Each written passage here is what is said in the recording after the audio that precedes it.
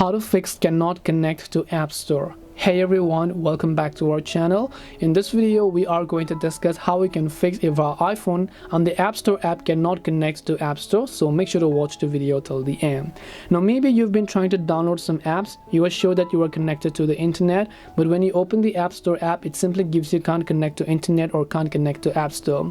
Now one of the first things that we have to check during these cases is whether or not our internet connection is working properly. So if you have any online messaging applications, you can try to message your friends, see if you have been able to play a media on YouTube.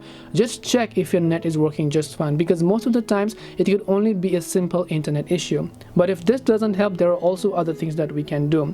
First of all, if the App Store is actually launching, just go to your recents menu and then close the App Store over here and just try to relaunch and see if that helps you solve your problem. If that doesn't, swipe down a control center from the top right hand side of the screen.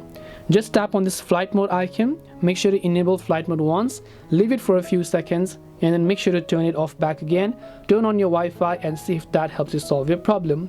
If that doesn't help, what I want you to do is simply go to settings. Once you go to settings, go to general and then go to iPhone storage. Once you go to iPhone storage, here you'll be able to see a list of apps. What I want you to do over here is just go to the show all tab over here. Once you go to the show all tab, you should be able to see a list of applications available, where you can simply select App Store over here and try to clear the cache for that app. If this doesn't help, another thing you can do, this could also most likely be a glitch. So you want to make sure that you're always up to date with the latest iOS version. Come to the general tab, go to software update, check if your iPhone has any sort of update. Even if there is a tiny bit of update available, I want you to go ahead and then update it to the latest version. Last but not the least, just tap on your profile icon over here, which is your Apple ID profile.